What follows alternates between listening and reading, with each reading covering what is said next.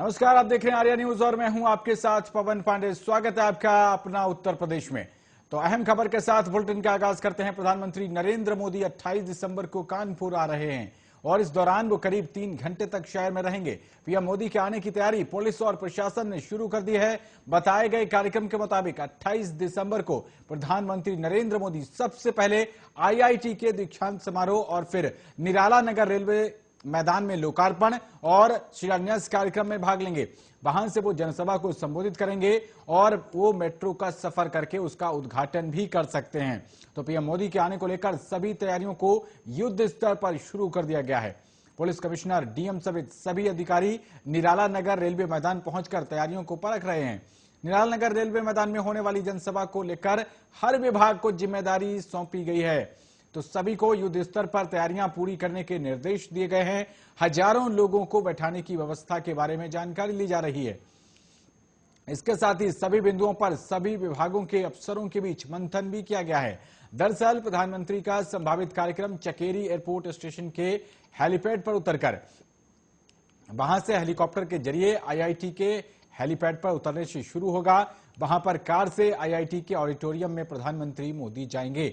तो मंजूरी मिलने पर कार से ही वो आईआईटी मेट्रो स्टेशन में जाकर मेट्रो में सफर करेंगे और फिर वापस आईआईटी से हेलीकॉप्टर से निराला नगर और रेलवे मैदान पर बनने वाले हेलीपैड पर उतरेंगे। वहां से जनसभा को खत्म करके पीएम सीधे चकेरी एयरपोर्ट स्टेशन पर वापस आकर दिल्ली लौट जाएंगे।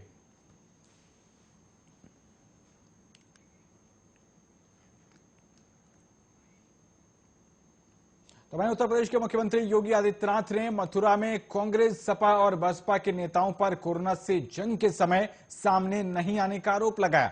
उन्होंने तंज कसते हुए कहा कि अब इनकी कोई जरूरत नहीं है और आगे भी ये लोग अपना पृथकवास जारी रख सकते हैं।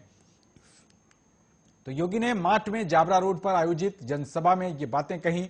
जनसभा को संबोधित करते हुए मुख्यमंत्री योगी आदित्यनाथ ने आरोप लगाया कि पिछली सरकार जहां कब्रिस्तान की चारदीवारी के निर्माण पर धन खर्च करती थी, वहीं मौजूदा सरकार तीर्थ स्थानों के विकास पर पैसा खर्च कर रही है।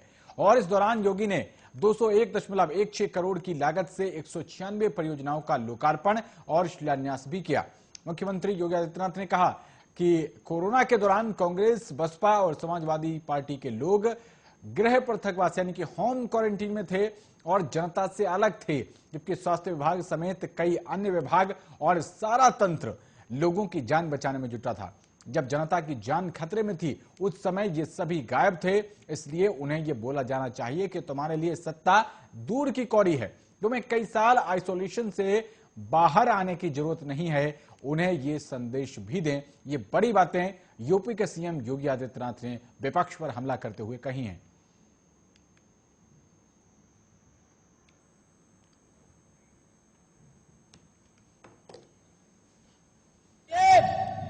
पिछली सरकारों के समय में जिस पैसे को खर्च करके कब्रिस्तान की बाउंड्री के नाम पर जिसका अपव्यय किया जाता था, इस सरकार में उसी पैसे को तीर्थों के विकास में खर्च किया जा रहा है और ब्रज क्षेत्र का सम्मान बढ़ाया जा रहा है।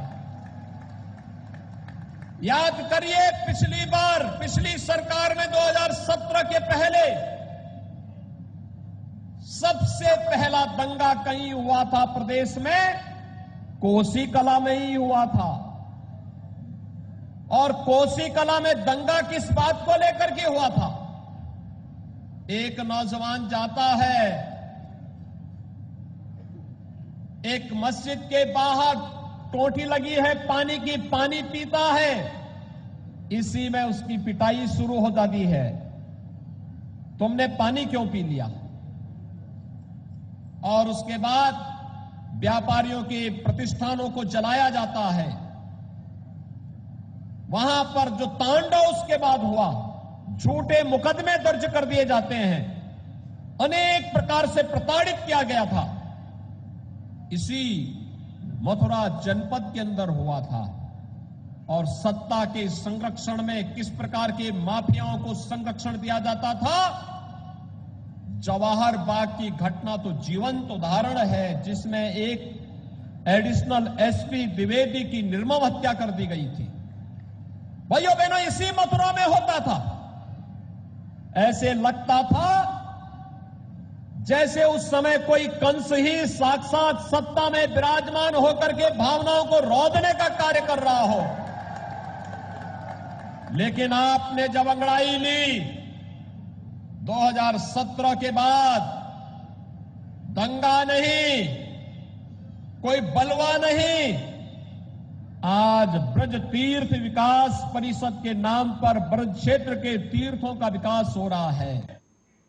अगली खबर का रुख करते हैं। बांदा की जेल में बंद माफिया डॉन विधायक मुख्तार अंसारी अपने दोनों बेटों अब्बास और उमर अंसारी से मुलाकात की है। तो मुख्तार अंसारी से मुलाकात करने के बाद अब्बास ने सरकार पर हमला बोलते हुए आरोप लगाया कि सरकार मौलिक अधिकारों का हनन कर रही है। सरकार की उल्टी गिनती शुरू हो चुकी है और 2022 में सत्ता परिवर्तन होगा और 2022 विधानसभा चुनाव लड़ा जाएगा।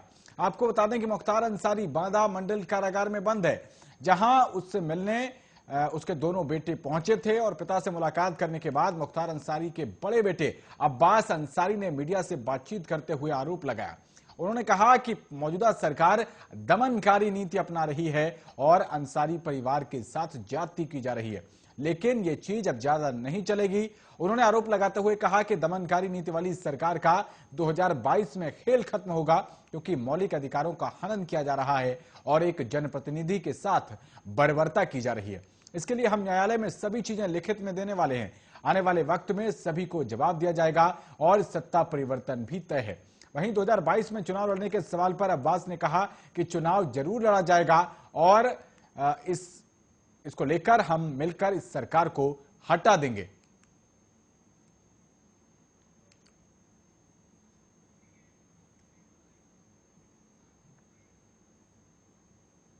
वहीं समाजवादी पार्टी के अध्यक्ष अखिलेश यादव ने सत्तारूढ़ भारतीय जनता पार्टी को झूठे वादों की महारथी करार दिया है।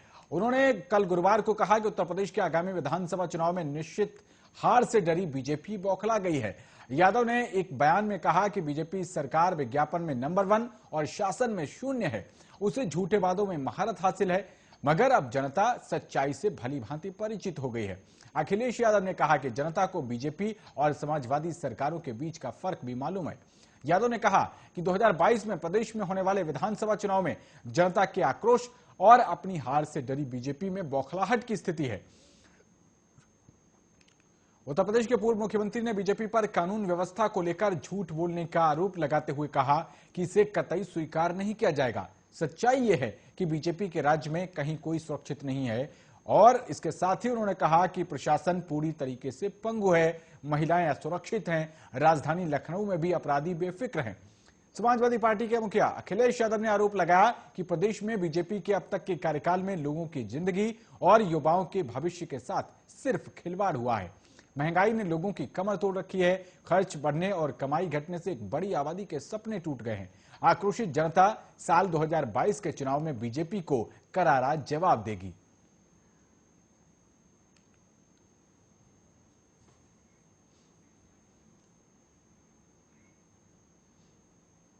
तो वहीं फिरोजाबाद में उत्तर प्रदेश के उप मुख्यमंत्री केशव प्रसाद मौर्य ने 661 करोड़ रुपए की लागत से 143 परियोजनाओं का लोकार्पण किया। लोकार्पण कार्यक्रम के बाद उन्होंने मंच से भाषण देते हुए समाजवादी पार्टी पर जमकर निशाना साधा। उन्होंने कहा कि 2017 में अगर आपने सपा को चुन लिया होता तो सपा अराजकता करती और देश को बर्बाद कर दिया होता। उन्होंने कहा कि अखिलेश यादव की रैली में उमड़ने वाली भीड़ पर चुटकी उन्होंने ली और कहा कि 2017 से पहले भी ये भीड़ दिखाई देती थी, लेकिन इससे कुछ नहीं होने वाला। मौर्य ने नया नारा दिया और कहा कि 2022 में 100 में से 60 हमारा है, 40 में बंटवारा है, बंटवारे में भी हमारा है। रैली में आई भीड़ से उन्होंने कहा कि आप हनुमान जी की तरह शक्तिशाली हो, आप 403 सीटें भी जीत सकते हो। मौर्य ने दावा किया कि 2022 के नतीजे आने के बाद कई नेता विदेश चले जाएंगे। सपा के मुखिया को बीजेपी की वैक्सीन बताने पर उन्होंने आड़े हाथों लिया। उन्होंने कहा कि हमने 125 करोड़ लोगों को वैक्सीन लगाई है। मीडिया के सवालों का भी मौर्य ने जवाब दिया। उनसे पूछा गया कि विकास की बातें करने वाली पार्टियां अब अब्बा जान, चचा जान, जिन्ना, लाल टोपी, काली टोपी और जाली टोपी पर आ गई हैं। इसको आप कैसे देखते हैं? इस सवाल के जवाब में उन्होंने कहा कि तुष्टीकरण की राजनीति करने वालों को दर्द होता है। हम राष्ट्रभक्त जिन्ना का नाम लेने वाले लोगों को जवाब देंगे।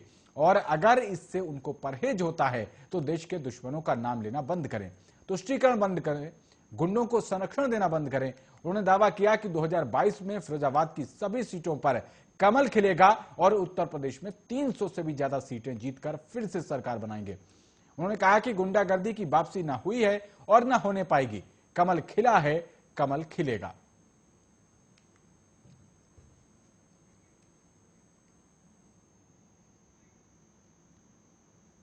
अगली खबर का रुख करते हैं। यूपी के बहराइच पहुंचे सुहेल देव भारतीय समाज पार्टी यानी कि सुभाषपा के राष्ट्रीय अध्यक्ष ओम प्रकाश राजभर ने बीजेपी पर हमला बोला है।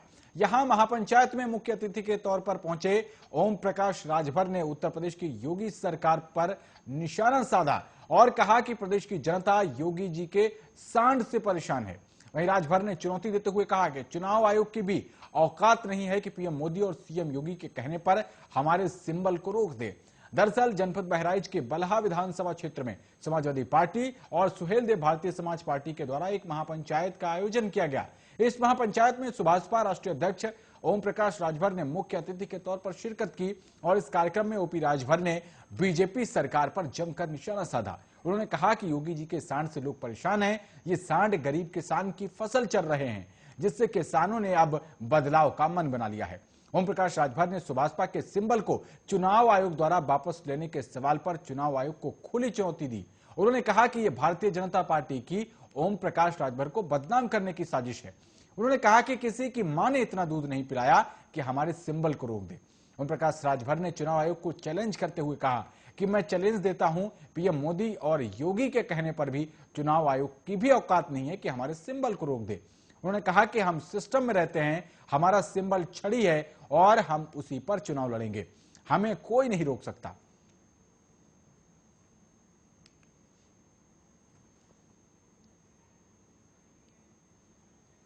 ये जो कर रहे हैं ये पुरानी सरकारों की योजनाएं हैं। ये सिर्फ जल्दी जल्दी कर रहे हैं। इनके पास पैसा कहाँ है? इनसे पूछिए कि पैसा तो बस खाली सिलापट लगाने भरक पैसा है, पर्दा लगाने भरक पैसा है। पर्दा हटा दीजिए, सिलापट के पीछे जाइए तो कुछ नहीं है। ये तो कह रहे हैं ना कि हमने बड़ा जेवर अंतर्राष्ट्रीय एयरपोर्ट बनाया ना, कहने में भी लाज नहीं लगती है। एक तरफ अडानी को पूरे एशिया का सबसे अमीर व्यक्ति किसने बनाया? मोदी जी ने बनाया। एक तरफ एयरपोर्ट बेच रहे हो, हवाई अड्डा तक बेच दिया अडानी को। दूसरी तरफ बना क्यों रहे हो? क्यों नहीं कहते कि हम अडानी को बेचने के लिए बना रहे हैं? ये कहने में लाज लगती है इन लोगों को। भारतीय जनता पार्टी की इस महंगाई से, भ्रष्टाचार से, गुंडा राज से पूरे प्रदेश की जनता त्राहिमाम कर रही है। इनके सांड से, योगी जी के सांड से किसान परेशान है। ठीक है, अभी मेरे घर के बगल में मौर्या जी थे, उनका 8 बिस्सा कला चढ़ गया। हमको फोन करके हमको डांट रहे हैं। तो हमने कहा कि पिछली बार वोट किसको दिया था? कहा भाजपा को। हम कहे इस बार कहा डंडा लेके दौड़ाएंगे। इस बार अगर आ गए, हमारा 8 बिस्सा अरकल चढ़ गए, हम बच्चों की फीस कैसे देंगे? उनके हमारे बगल में एक यादव जी और पटेल जी हैं, उनका 12 बिस्सा हुए चढ़ गए था 60। तो अब जो इसका नुकसान हो रहा है वो न देख। जनता पार्टी की साजिश है, ये ओम प्रकाश राजभर को बदनाम करने की साजिश है। और ये मोदी जी नहीं, योगी जी नहीं, किसी की मां ने दूध नहीं पिलाया कि जो हमारे सिंबल को कोई रोक दे। चैलेंज देता हूं, चुनौती देता हूं, मोदी योगी के तेरे कहने पर चुनाव आयोग की भी औकात नहीं है। हम सिस्टम में रहते हैं, सिस्टम में। लेकिन छड़ी अलाट हो गया है। हो गया है अलाट महाराज। हमको हमारा सिंबल छड़ी है, हम छड़ी पे चुनाव लड़ेंगे। न तो योगी रोक पाई है, न तो मोदी, न अमित शाह। अगली खबर का रुख करते हैं। बहराइच के विधानसभा पयागपुर में गुरुवार को बीजेपी से संभावित प्रत्याशी माधुरी सिंह ने शक्ति प्रदर्शन किया। उन्होंने अपने पायगपुर पर स्थित गांव ताल बखेल से हजारों की संख्या में महिलाओं और युवाओं के साथ एक पदयात्रा निकाली। ये पदयात्रा उनके निजी आवास ताल बघेल गांव से निकलकर सीधा पायगपुर स्थित बाबा राम प्रकाश मंदिर पहुंची और वहां पर उन्होंने पहुंचकर पूजा अर्चना की। इसके बाद उन्होंने हवन किया और एक सभा को संबोधित किया। उन्होंने कहा कि मान्यता है कि इस मंदिर में जो भी मन्नत मांगी जाती है वो पूरी होती है, इसलिए वो आज यहां पहुंचकर उत्तर प्रदेश में दोबारा से बीजेपी की सरकार बनाने की मन्नत मांगने आई हैं। उन्होंने कहा कि योगी मोदी के नेतृत्व में वो विधानसभा पयागपुर चुनाव लड़कर यहां की जनता के विकास करने का काम करेंगी। उन्होंने कहा कि छुट्टा जानवरों की तादाद यहां पर ज्यादा है, वहां पर गौशालाओं का निर्माण कराया जाएगा। हालांकि वर्तमान में बीजेपी से पयागपुर विधायक सुभाष त्रिपाठी का टिकट कटने की आशंका जताई जा रही है।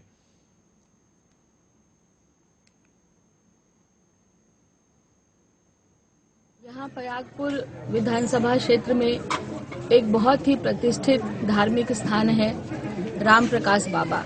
कहा जाता है कि राम प्रकाश बाबा की जो कोई पूजा अर्चना करता है और कोई मन्नत उनसे मांगता है तो भगवान उसको जरूर पूरा करते हैं। और मैं चाहती हूँ कि उत्तर प्रदेश में भारतीय जनता पार्टी की एक बहुत ही मजबूत सरकार बने। ऐसी मजबूत सरकार बनाने के लिए आज मैं सैकड़ों लोगों के साथ निकल रही हूँ अपने आवास से और पद यात्रा करके राम प्रकाश बाबा पर पहुंचना है और वहां पर सैकड़ों लोगों के साथ हवन पूजन करना है ताकि उस पूजा के प्रकाश से जो शक्ति निकले उसके बाद उत्तर प्रदेश में भारतीय जनता पार्टी की बहुत ही मजबूत सरकार बन सके। इसी मंशा के साथ ये यात्रा निकल रही। तो खबर में अब मेरठ से है, जहां थाना भागलपुर क्षेत्र की रहने वाली पीड़िता अफरोजी एसएसपी कार्यालय पहुंची और वहां पर उन्होंने बताया कि 3 साल पहले उनके पति की मौत हो गई थी, जिस पर महिला के 4 बच्चे हैं और वो अपने पति के हिस्से की जमीन अपने ससुराल वालों से मांग रही है, लेकिन उसके जेठ और देवर पीड़िता को जमीन देने के लिए तैयार नहीं है, जिस पर पीड़िता ने कई बार थाना भावनपुर पुलिस से भी शिकायत की, लेकिन आज तक कोई कार्यवाही नहीं की गई, जिसके चलते पीड़िता ने आज एसएसपी दफ्तर पहुंचकर न्याय की गुहार लगाई है, जिसको लेकर एसएसपी ने पीड़िता की पूरी बात सुनी और उसे कार्रवाई का आश्वासन दिया है।